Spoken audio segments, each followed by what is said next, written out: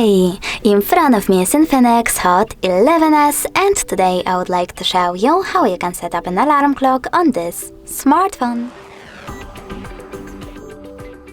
First of all, you need to locate clock, and when you find it, click on it. Then select alarm at the bottom left corner and tap on this plus icon. After that, you can set up an hour and pick days of the week by clicking on the chosen ones.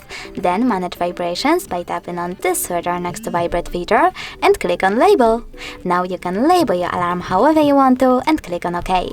Then choose ringtone, pick one of those melodies by tapping on the best one and go back. But you can also choose ringtone, click on add new over here instead and pick music from your smartphone, by clicking on it and going back. Now save your alarm by choosing save, and as you can see, mine was successfully created. You can always turn it off completely by choosing this switcher next to it and turn it back on the same way. If you wish to delete it, just click on it and tap on delete.